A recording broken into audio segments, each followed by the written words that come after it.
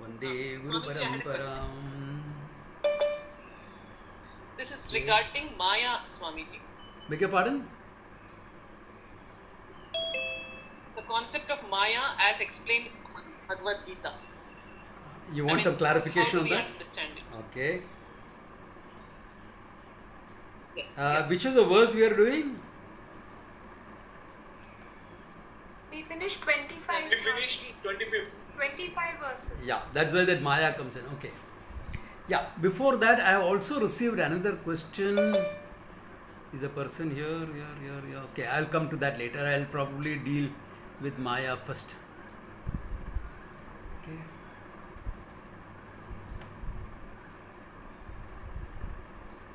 When we are talking about Maya, it's important to see that you don't take Maya as an entity. Okay. And until you start understanding the truth more and more, the question of Maya will always bug you. Because you're not dealing, okay, water bottle. You're dealing with an entity here. Okay. Therefore, a lot of stuff can be talked about this. Demonstrable, experience, all that. When you are talking about Maya, it becomes very nebulous. Why? Look at how it is. It cannot be independent from Brahman, because Brahman is the absolute existence. So any form of existence will have to depend upon Brahman, including your body, my body, everything.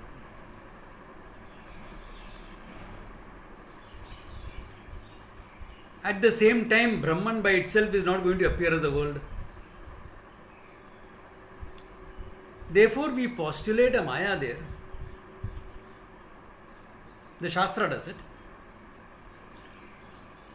So that it can explain away how that limitless reality appears as a world, appears as a finite entity.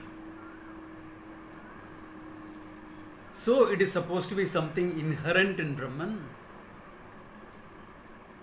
but itself apparent, not real, does not have the same degree of reality as Brahman, and it makes Brahman appear as the world.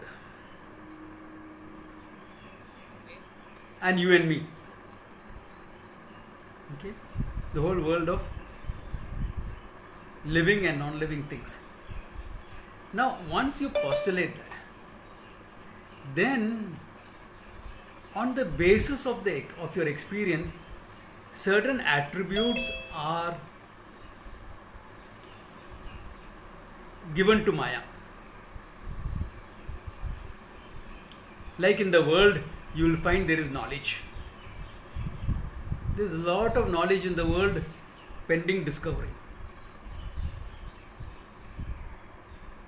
A lot to be studied about the virus, for example. Quite a bit we know, but a lot of it we don't know yet. Okay? I mean, we know the class where it belongs to, we know it forms the group of the SARS virus, etc. The same group it belongs to, how it functions, etc. A lot of it we know. A lot we don't know. That is pending discovery. So, like this, the whole world is made up of knowledge. Therefore, we'll attribute that Maya Shakti, which makes the all-pervading consciousness appear as knowledge. Remember, all-pervading consciousness appearing as knowledge. That aspect is called Sattva. You could have called it Tattva or Patva or anything also, but they called it Sattva. Okay.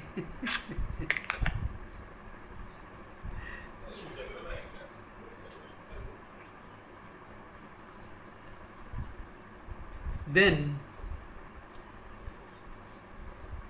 all things bright and beautiful are also put into sattva. Okay. Noble emotions, love, sense of justice, compassion, harmony, all this becomes part of sattva.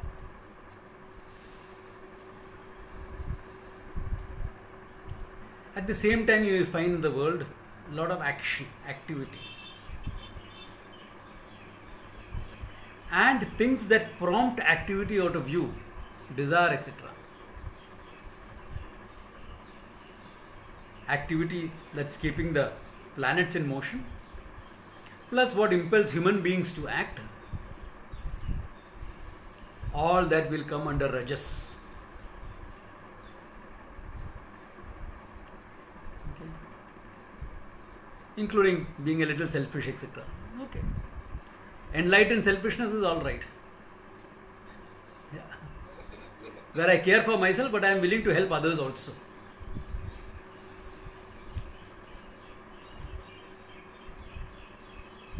Everyone is blaming the government for giving vaccines outside. How long do you think we will be able to store that before it goes waste?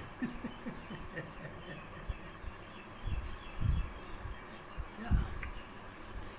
So, I have for myself this thing. Okay, right now there is a shortage, but we will pick it up.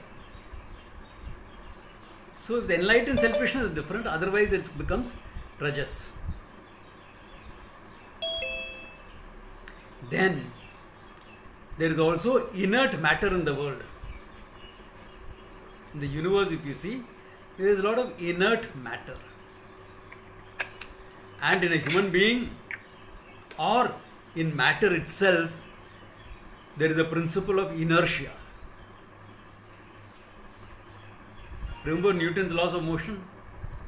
A body at rest or in motion will continue to be in a rest or motion unless impelled upon by an external force. Very important even when it comes to creation. In fact, we talked about it as part of creation. That is the argument that was used against Sankhya. But I don't want to go into those things now. Just understand its importance even in Vedanta. And of course in people, inertia, laziness, indolence.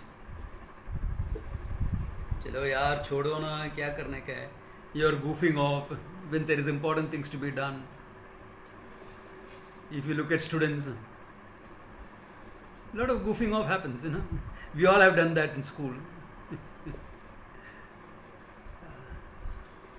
अरे Monday को test है यार. ठीक है यार, अभी खाली Friday है ना, सैटरडे संडे 2 दिन आए ना. So the thing is, sword is hanging on our head right until Monday morning. Anyway, so all this will become tamas. So this is Maya, an inherent power of Brahman, which makes Brahman appear as the seer-seen phenomena called the world.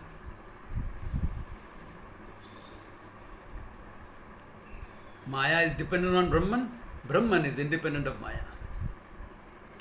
When you look at Brahman and Maya together, or rather, you look at Brahman through Maya, you will call him Ishvara, प्यार से, just a name, okay? Not a state, a name. बोलते ना प्यार से मुझे ये बुलाना है, ऐसा प्यार से.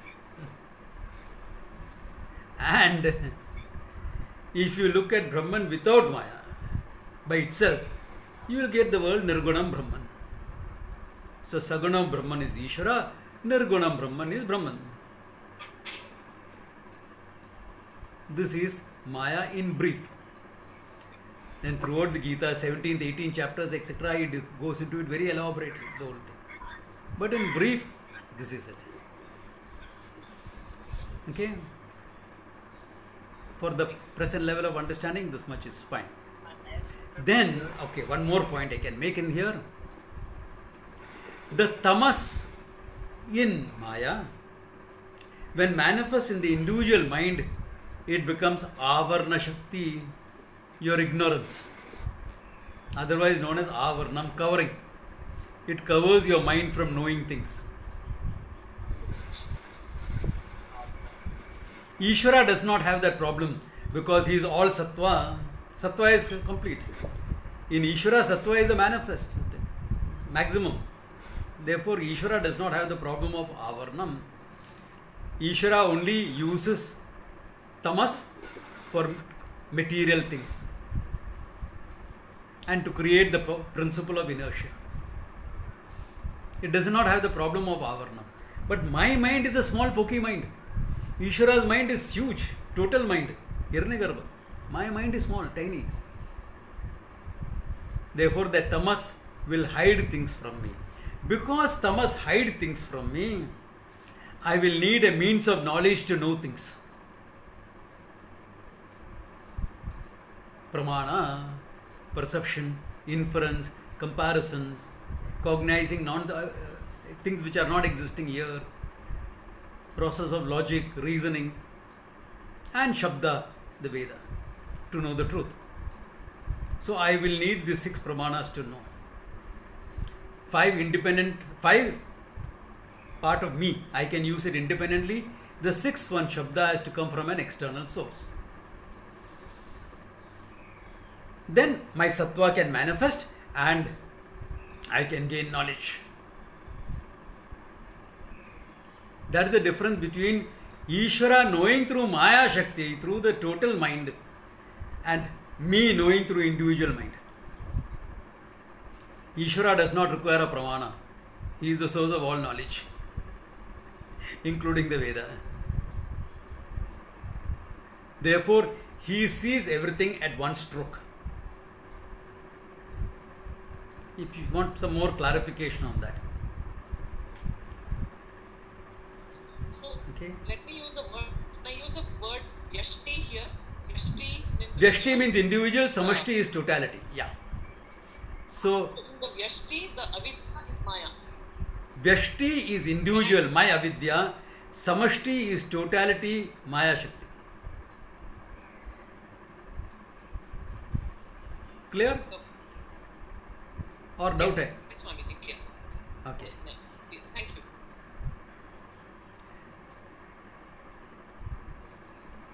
So, Ishvara does not know things once at a time. Because if you have to know one at a time, you have to go endlessly.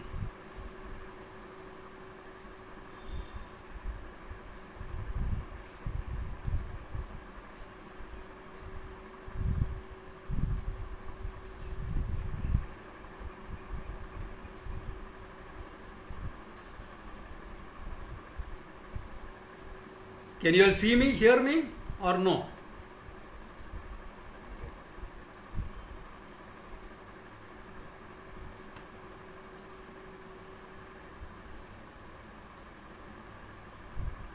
Can you all see me and hear me, or no?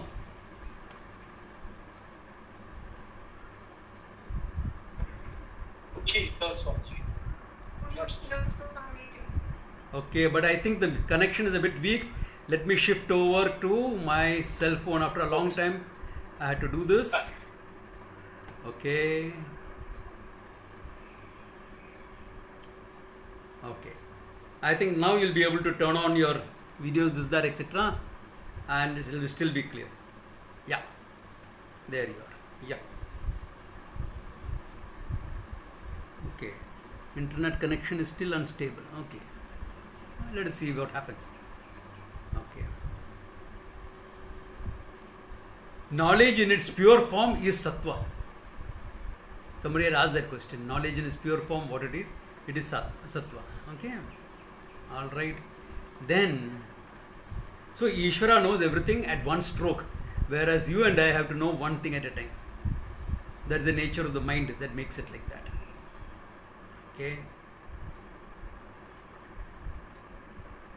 Then another question that had come up was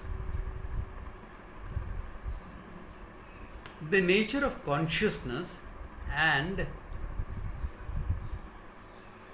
awareness. Are it both one and the same? When we have been using it in Vedanta, we have used it more or less as the same. Okay. But if you look at academic writing, scientific writing, if you are looking at, you will find that the word awareness is used like knowledge, awareness of this and that. And consciousness is used as a fundamental property. Like, for example, science is trying to study the phenomena of consciousness.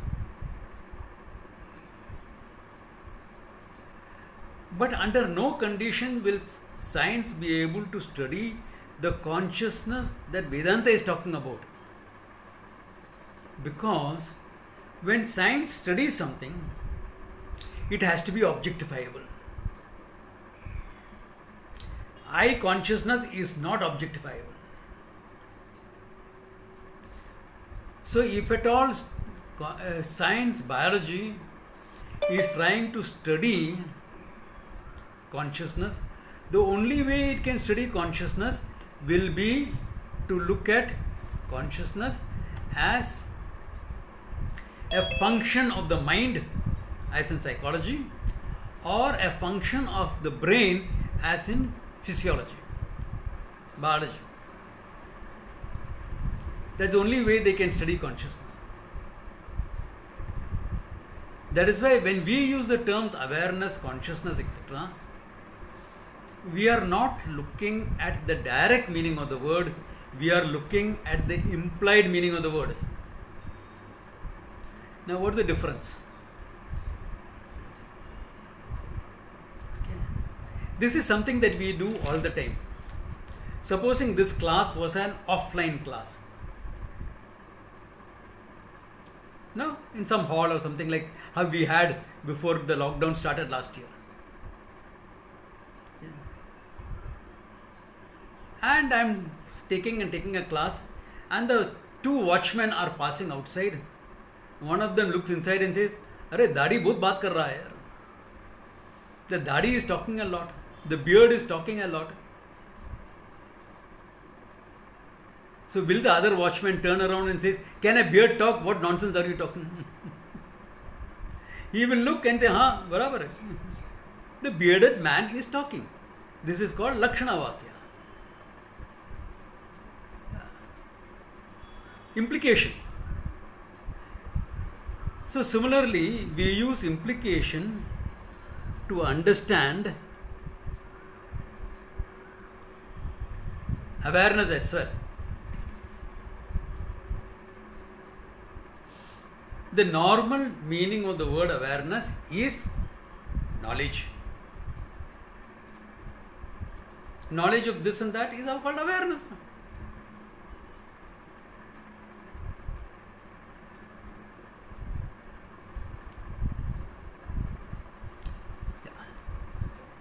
Knowledge of this and that. Some call was coming through, that's why that disturbed.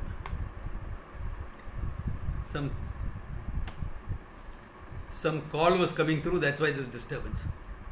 Now what to do? People know I have a class at this time, but okay, what to do? Hassles of modern technology, okay? So, awareness generally used in the sense of knowledge, okay? Now look at how we are using the word in an implied sense.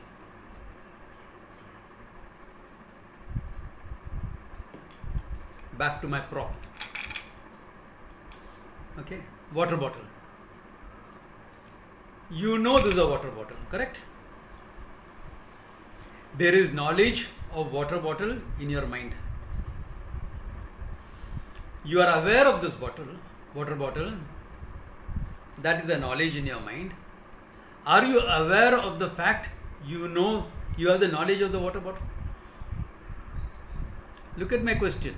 Are you aware of the fact you know this is a water bottle? You are aware of your knowledge.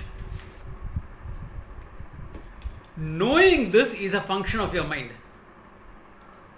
Knowledge of the water bottle is function of your mind. When you are aware of the knowledge, what has happened? You are taken a step back into yourself and saying, I know, I am aware of this. Can you see that? It is that I that we are calling awareness in Vedanta. The Sakshi, the witness, the one who is aware of what you know and what you don't know.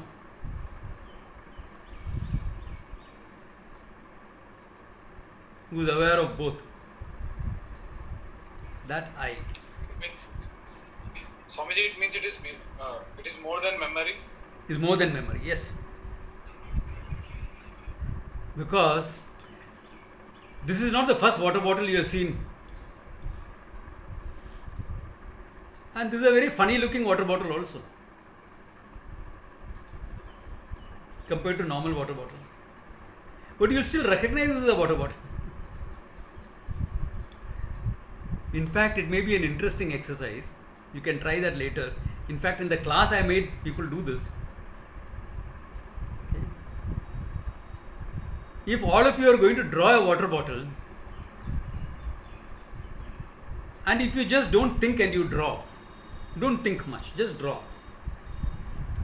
Most of your water bottles will look alike, because you will be looking at the first water bottle that you saw as a child, or that impressed you as a child.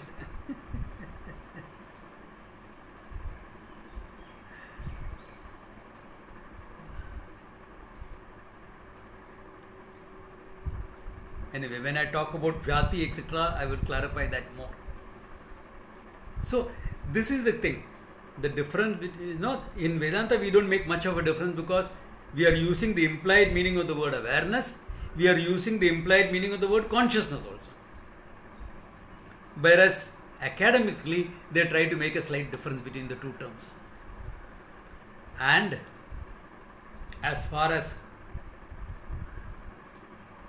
science is concerned, they are only dealing with manifested consciousness. The consciousness that is manifest in your mind. That is why, if you look at most of the scientific definitions, it just becomes a product of matter, product of your brain. When matter evolves sufficiently, it manifests consciousness. That's how science looks at it as of now. Tomorrow, if science is going to change, we don't know. Science anyway keeps changing itself. So therefore, there is nothing like fixed science. Okay? And there are a lot of studies being done in the question of consciousness now, which is good. Which is good. Yeah. So I think these two questions clear for everyone, or is there any supplementaries to be asked? Yeah, Shalini. Swamiji, but without mind, how will we be able to experience consciousness? I mean, just now you said, it is manifest in mind. Okay. And what I mean to ask is, how else do we, Yep. that's the tool, no? Yeah. So where will it be manifest? I mean, knowledge-wise, awareness-wise. Yes. Knowledge will be through your mind. Okay. All knowledge that you gather, including Vedanta knowledge, is through the mind. There is no two ways of that.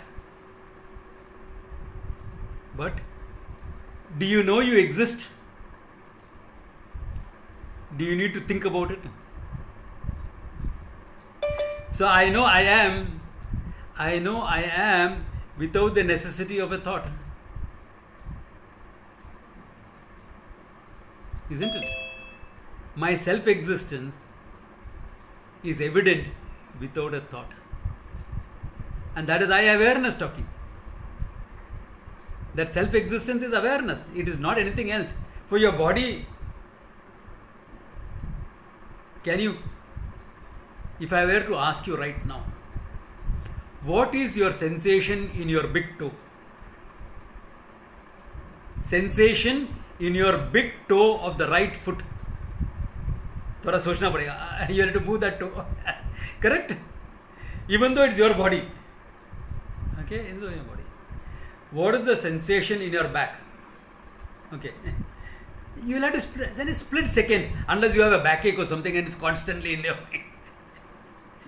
That split second is necessary. Okay. Right now, what are your feelings towards your first child? You need even though it's in your mind, you need a thought. Okay. That split second is necessary. Do you know I am? What thought? I am is the most self-evident thing. So much so I take myself for granted. See, I don't want anybody taking me for granted, but I take myself for granted. Yeah. So I can know I am, I exist without a process of thinking. But to negate ignorance about myself, I need the mind.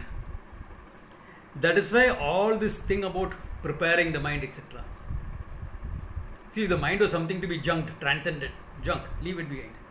Then why do you have to prepare the mind? After all, you're going to leave it behind. After all, you're going to leave it behind.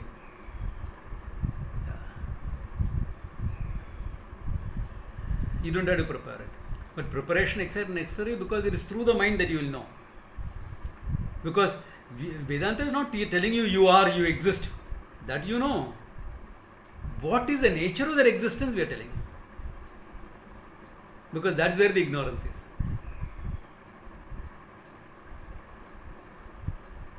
I know these two questions are taking some time, but it's important. They're important questions, Help people understand things and bring clarity into knowledge.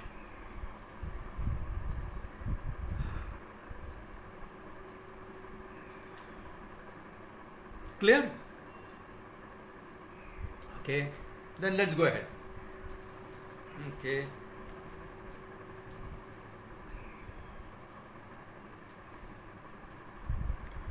Okay, we completed the 25th last time, right? Yeah. Yes, Swamiji. Yeah. Yoga Maya Samavritaha. So all that I talked today becomes further clarification on that. How your Yoga Maya. See, he calls it Maya, he calls it Yoga also, because it's also a power. Okay? How that covers up your mind and you don't know the truth. Moodoyam na bijanati loke mam ajam avyayam. Mam ajam avyayam. My true nature as ajam, unborn. Avyayam, not changing in time. Limitlessness itself, that people don't know. They think of me as Krishna, who came from Vrindavan,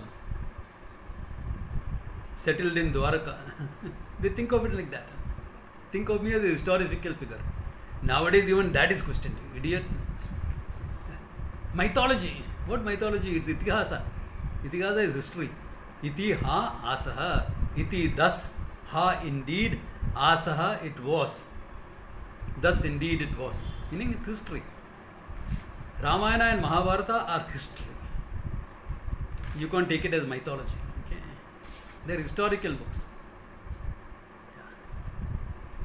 That's why we separate them out from the other literature and call them Itihasa.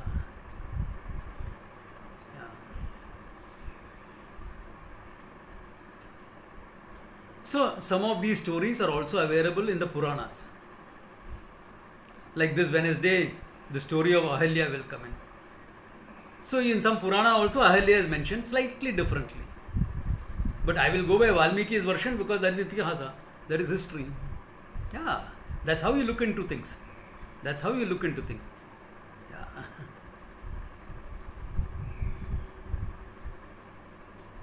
Can they be verified? Can you verify the existence of Jesus on earth, that Jesus was born on earth? Can you verify that now? Have they found his grave anywhere? Have they found the shroud? They found one shroud that turned out to be a fake.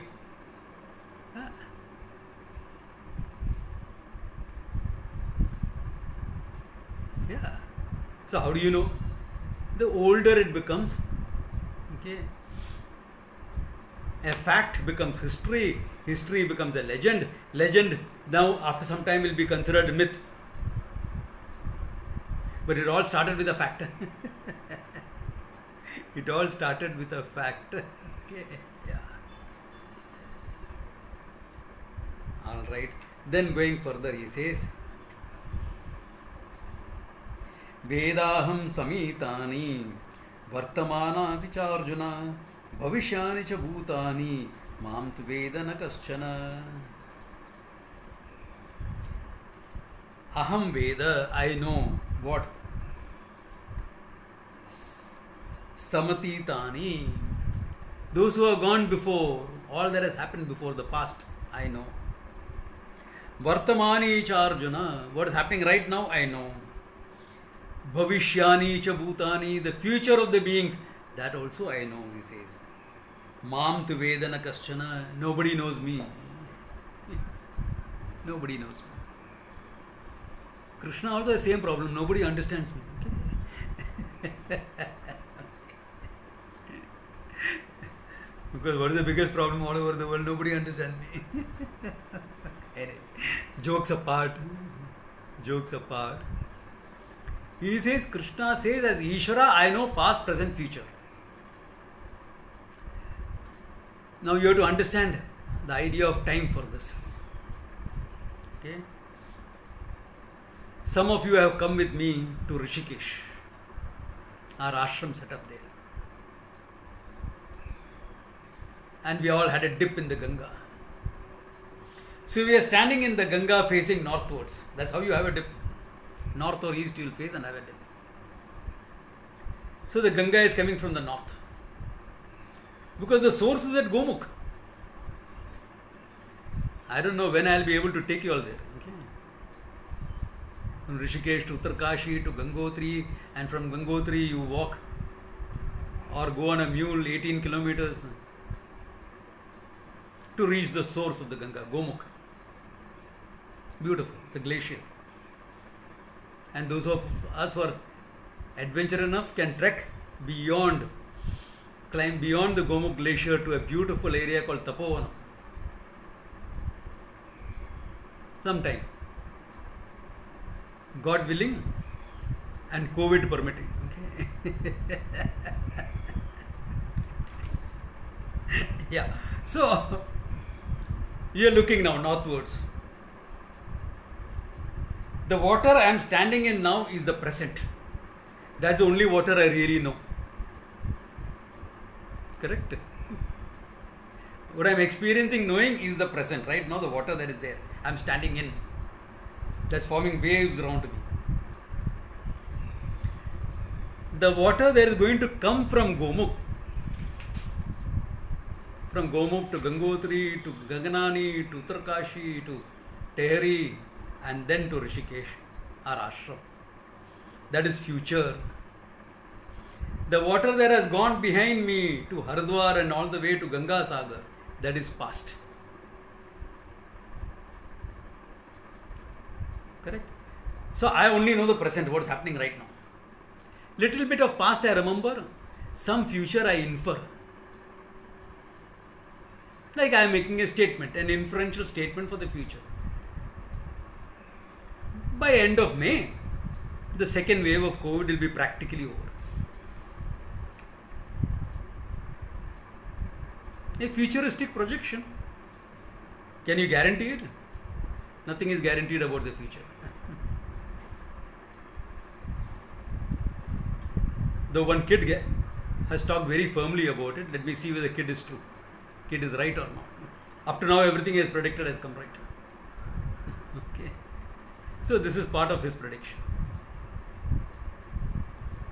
He predicted the second wave and the intensity of the second wave, October 2019, when COVID was not yet there in India. Anyway, past, present, future. Now, imagine you are going up in a spacecraft or a high altitude, a plane that's flying at high altitude, and you are looking down at the Ganga now. You will see the source, Gomukh. You will see Rishikesh, you will see Ganga Sagar at one time, right? Past, present, future at one stroke. Whereas if you are in the water in Rishikesh, you are only seeing the present. Ishvara's knowledge is like this of time. Ganga is an example, the flow, because time flows. Time as of now is still experienced as a unidirectional flow. Flows only in one direction.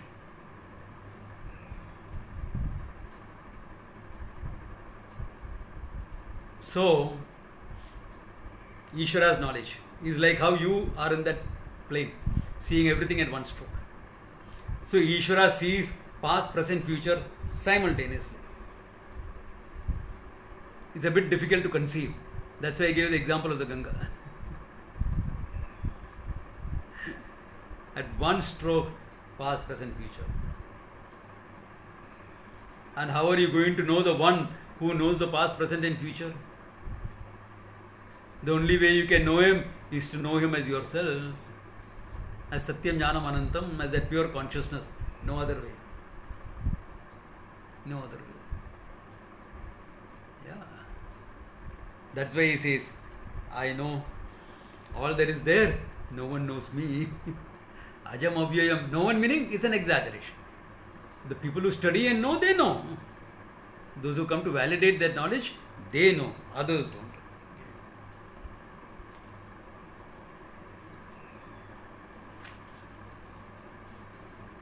Okay. Then, इच्छाद्वेष समुत्थेन द्वन्द्वमोहेन Bharat सर्वभूतानि सम्मोहं सर्गे यान्ति परन्तप. He says, इच्छाद्वेष समुत्थेन. Longings, इच्छा. Remember, इच्छा is not a simple desire. अरे यार, coffee पीने का मन आया. Desire to have some coffee. अरे डिकॉक्शन नहीं है, खत्म हो गया. ऑल राइट, डजंट मैटर, चाय पी लो. That is not a desire. That's not really technically considered desire. Desire is when you long for something, in the absence of which you are unhappy. You feel less about yourself. And in the presence of which you feel, great. That is called desire. Ichha. Dvesha, opposite. In the presence of which you will feel unhappy. Yaar, mother-in-law aata hai. Onwards. Okay, presence you will feel unhappy. And the absence you feel relieved at least. Relieved. Yeah.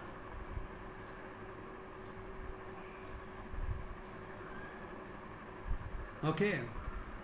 This is Ichha and Dvesha. Okay. Ichha Desha Samuttena. This comes up in the mind of a human being all the time. Why? Remember, I don't know who I am. I don't know I'm Ananda. Therefore I am a finite being. And if I am a finite being, I don't like it. I have to struggle against my finitude. The easiest way to struggle against that is what? I want something, I don't want something. This is so natural. It's become an instinctive, natural process for a human being. Desire for something, avoid something else. Ragadvesha, Ichhadvesha is natural. So if it's a natural process, what's the problem? Dvandva mohena bharata. Because of that, there is called Dvandva moha, a delusion of duality.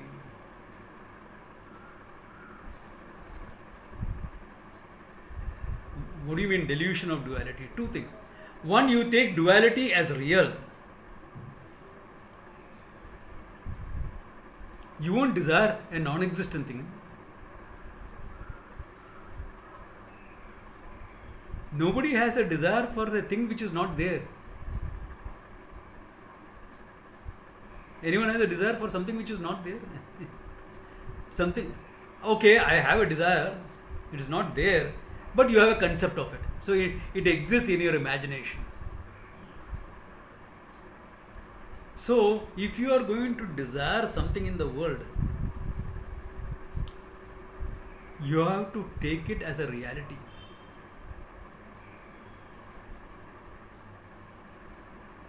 You may call her a dream girl, but she doesn't exist only in your dream, she exists in real.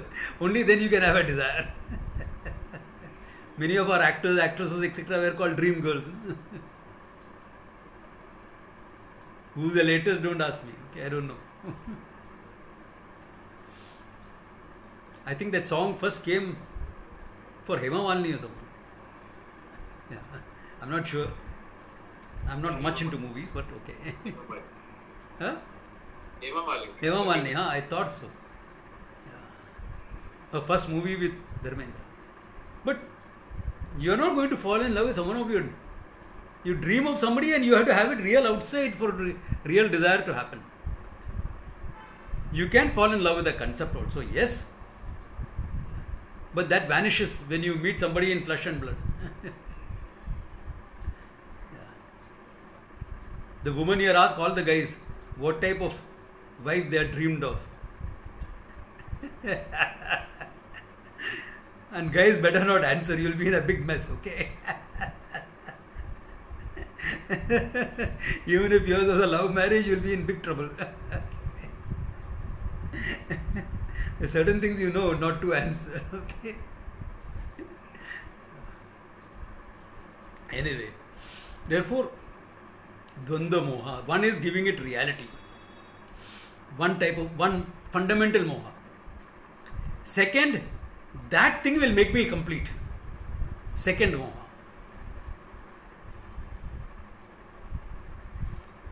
All those who have been married for a few years know that very well.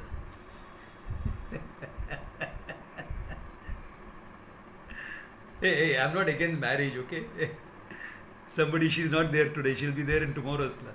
She actually asked me, so are you really against marriage? I said, no. I want everyone to get married. Why? Because there will be one more house where I can go and say, Bhavate Viksham Dehi. Anyway, jokes apart. So, the second aspect of moha is purely psychological. That thing, that entity, that house, that car, that job, that person will make me complete.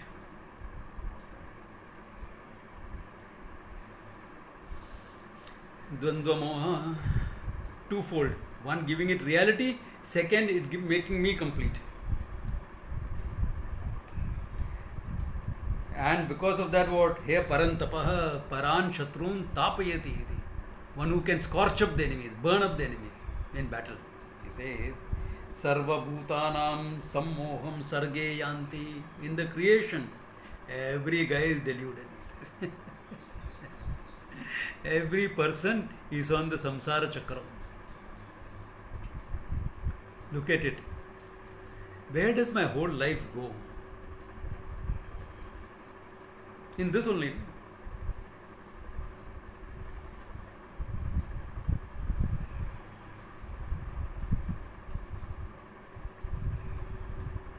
You desired a house. You got it. Fulfilled. Ready to move on? No. Because now it has to be maintained, it has to be taken care of. It has to be, oh my God. Sometimes you wonder, why did I buy the house?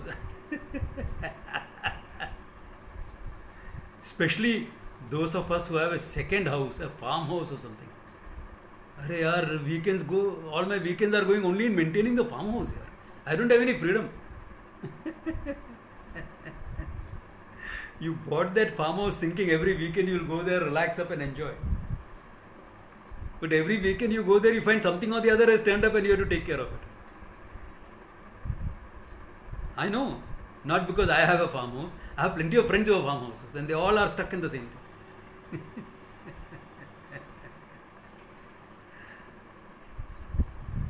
And if you are in Bombay and you hear about a storm, that's it, you are in more trouble. You're wondering what all is happening there. Correct? So the place has to be maintained, has to be taken care of. It is an asset only because it appreciates in value a little bit. Because prices of land is going up, that's why that will also appreciate. Because they stop producing land anyway. Otherwise, it's not an asset. Yeah. Dundva Moha. Can you see? It give you fulfillment. The whole life is going in that chakra. Youngsters come and tell me, Swamiji, I met the girl of my dreams. I said, very good. You got your dream girl. Yes. Swamiji, I proposed to her. She's accepted. We're getting married. You must come and bless the marriage. Of course, I'll come. I'm happy to see. You have found love. I'm always happy. Love is always great to find. Yeah. Then, the whole life goes in maintaining that relationship. No? Why did you say that? What exactly did you mean? But you know how much it upsets me when you do something like that? Arey yaar, I didn't think of all those things. But why didn't you? You know me for the last 10 years. Yeah, I mean, natural. This had to be. There's a maintenance involved in the relationship. Remember, I have not said the man or woman who has said these statements. Okay. I mean, you know who may said it, but whatever. But this goes on. Fulfilled. Completion. Yeah, it felt like that in the beginning. She completes me. I feel complete when I am with her.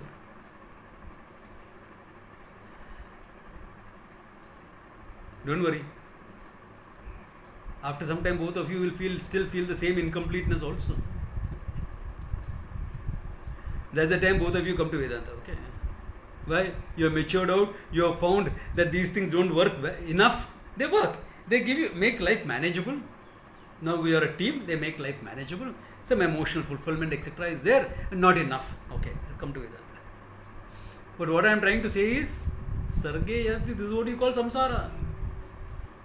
Even if everything is smooth, okay? I am talking when things are smooth, not COVID times.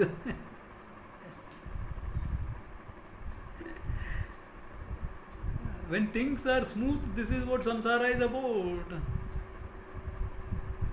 I am not being cynical, I am being realistic. Yeah, I am being realistic. Of course, love is beautiful. Yeah. Who said no?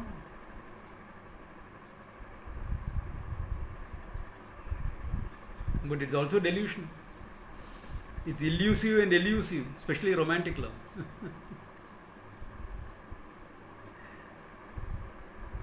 Yeah. It's very elusive, not easy to find it. Very elusive also. Yeah, that's why for my youngsters I do a whole workshop on this. So that they'll get into it with a healthy mindset. Where very positively they can get into it. But if a person and is like this for you, what about things that you have? The same thing.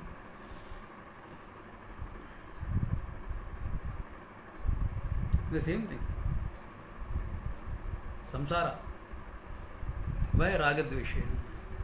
Ragadesha samuttena, ichchadesha samuttena, dandva mohena bharata, sarva bhutani sammoham sarge yanti parantapa. And all this I have talked about a healthy state. If it's unhealthy, it becomes obsessive, etc. Forget it. That is totally delusional. Totally delusional. All cases of stalking, this, that, etc. happen because delusional. Obsessiveness. I can't live without this person. I'd rather die without this person. I mean, don't tell me we are not seen or once in a way had little bit of experience like that. What all I am willing to sacrifice for this person. My self-respect, my dignity, my this, everything. I can't live without that. Everyone, all your friends, well-wishers, teachers, everyone has pointed out what a mess you are in. But still you get into that mess. Yeah.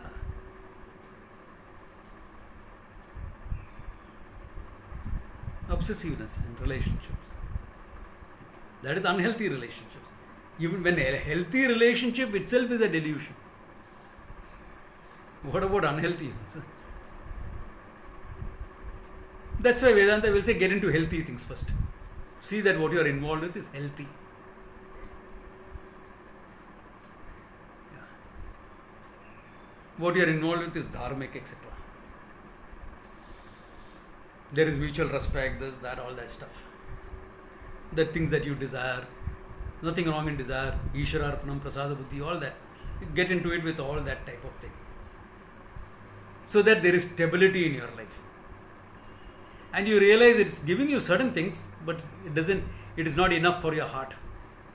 The heart is a lonely hunter.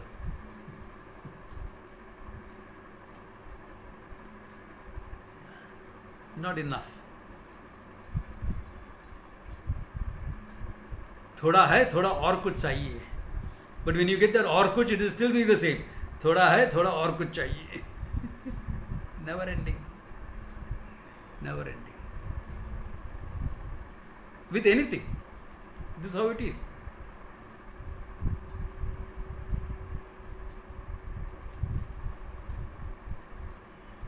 With anything, this is how it is. And then what? That's life. Then you'll start writing poetry about it. न चाहता हूँ मैं चिर सुख, न चाहता हूँ चिर दुख. I don't ask for long lasting happiness. I don't ask for long lasting sorrow. आरोहोम अवरोहोम से ही जीवन गीत मधुर बनता. Idiot. Why do he wants his up and down? Because he wants his life to be sweet.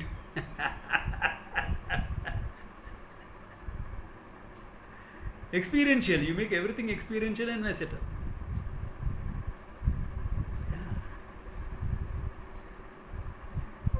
So where is that fulfillment that you seek? The fulfillment that you seek can only be in knowing yourself. Because the self is a fulfilled entity. The self is limitlessness. You cannot improve upon it. Because the self is limitlessness, it becomes Ananda. It is called as Ananda. The word that is used in the Upanishad, really speaking, in the definition is Anantam. Satyam Jnanam Anantam. Limitlessness. That limitlessness, when it is manifest in your mind, is known as Anandam. Fulfillment. That's why it goes beyond joy or happiness or bliss. It is a sense of fulfillment that you have. Your happiness cannot be improved upon or lowered. You are always full and complete. Irrespective of your experiences, you are Ananda. Ananda going through a happy experience, Ananda going through a miserable experience. Ananda you are.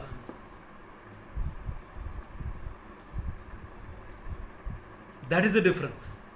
We are not trying to set up your experiences. We are not trying to set up your mind or your value structure, etc. That is incidental in terms of preparing your mind. So some fine tuning there is done.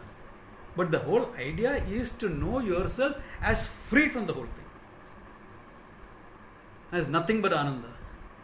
Nothing but that limitlessness. So even the worst of situation, it doesn't really escape you. You don't really feel a loss of the whole thing. Of course, that will depend on how well rooted you are in the whole thing. Yeah. In the knowledge. It takes some time. How long? Don't ask me. Some time.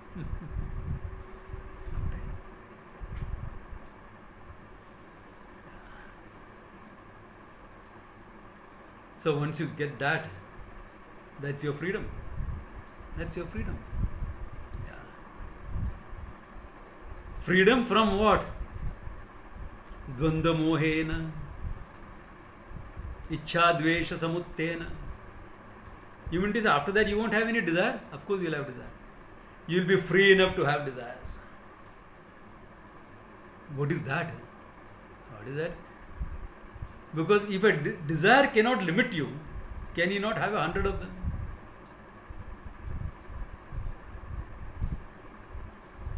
Fulfillment or non-fulfillment does not damage you, does not harm you, does not make you any less.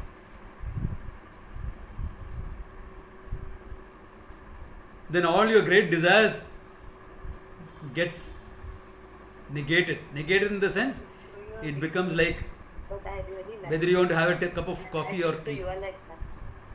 Chai piega ya coffee piega. It becomes like that.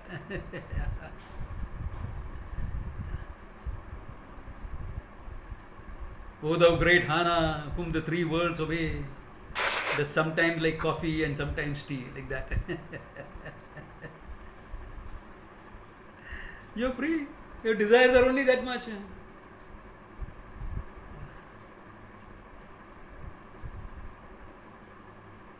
Really, it comes completely this. Okay. Your desires only give you some sort of color in your personality. Nothing more than that. Nothing more than that. They remain in the background. That much desire, any person, even you know the truth, you are rooted in the truth, you will have that.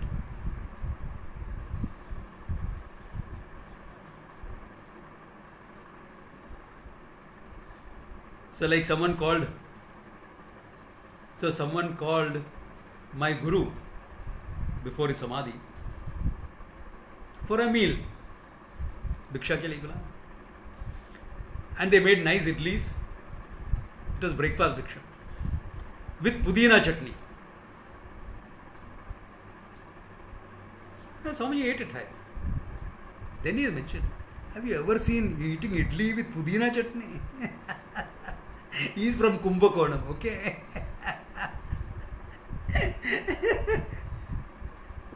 Pudina chutney से idli खाएगा क्या? This is exactly what a Punjaban will feel if he goes to eat Kerala and eats a parota. It's made out of maida. Gunjan, can you imagine parota being made out of maida? No problem, Rachna, it's okay. But it's okay, it's fine, it's something different. It's alright, you can enjoy it. Is that what you'd prefer? Of course not. You wouldn't prefer that, but you can enjoy that. Why? Because your Ananda is not dependent on that.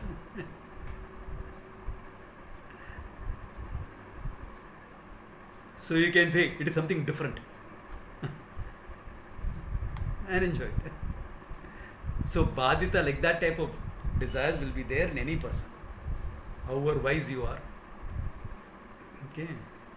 If you don't have that type of desire, then question is wisdom, okay? Because he's afraid to say what he has, what he likes. Yeah.